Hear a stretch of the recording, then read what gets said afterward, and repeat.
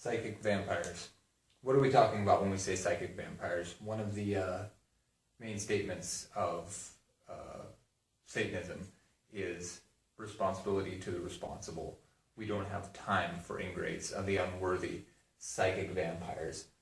Something you hear a lot about, but never really clearly defined in that, it's a literal meaning. These are people who leech energy from those around them. We all know them. They're the girlfriend that has no wherewithal of her own, has no identity outside of herself, who needs somebody to feel secure.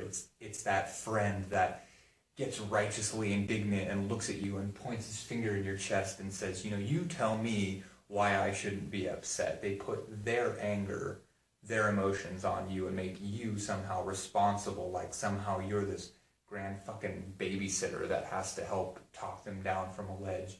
The people, and this one really gets me, the people that constantly threaten suicide and never either shit or get off the pot or never seek help. I don't have time for that shit anymore. Suicide is a very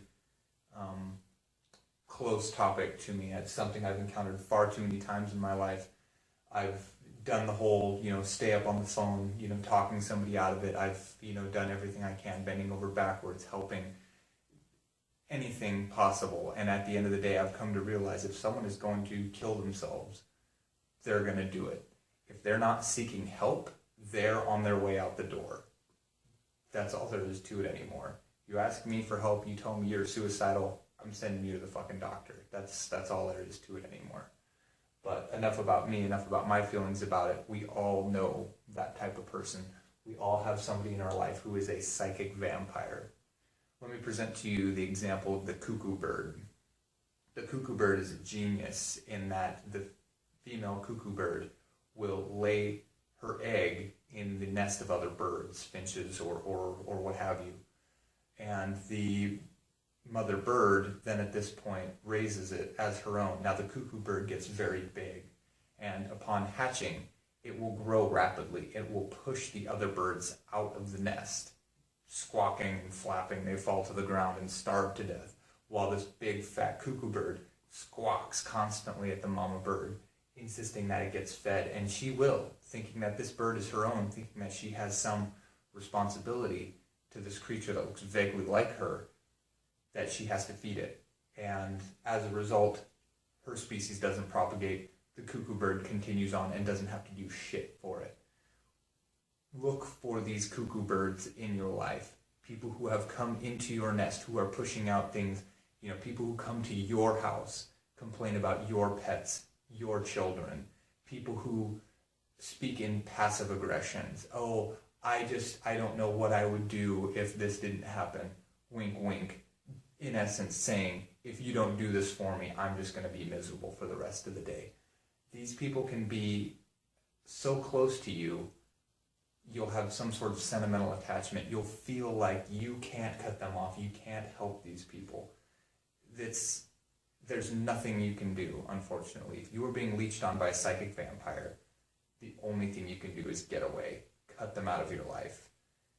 If you refuse to do so, well, you are signing yourself up to feed them your energy, to feed them literally from your palm, and you will get nothing for it. There is no changing them. There's no, if I'm kind enough to them, if I help them on their way, they're just having a rough time, or he only gets like that when he drinks. Cut them off. They're done. They're no use to you. Your life will enrich 100-fold when you can use your energy, your vital essence in your day-to-day pursuits. Now, that's not to say you have to go around being a dick to anybody who asks for something from you. Mercy, charity, and grace are the greatest gifts that we as humans can give to other people.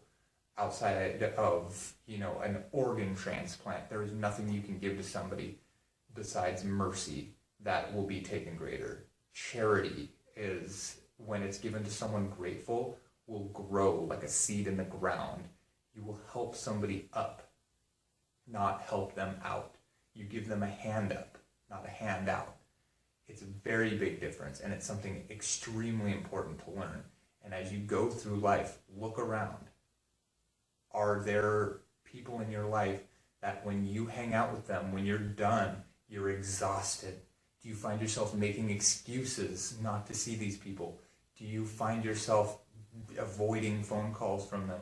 Do you feel a sense of dread or remorse when they pull into your driveway, announced or unannounced? Do you feel like you can't talk to these people because of how they're going to feel? Think on these things. You might be living with a psychic vampire. You may not even know it. They may not even be aware of it. Sure, if you want to give them the benefit of the doubt, you want to give it a shot, say, hey, I need separation, I need space, I need you to nut up or shut up, fine, go for it. And if they do, more power to you. You have not only taught them to fish, but you have helped enrich their life and bring them to another level. Now, if that doesn't work, you're throwing your efforts away double. Not only are they leeching your energy, but now they are consciously doing it, and now you are consciously giving it to them.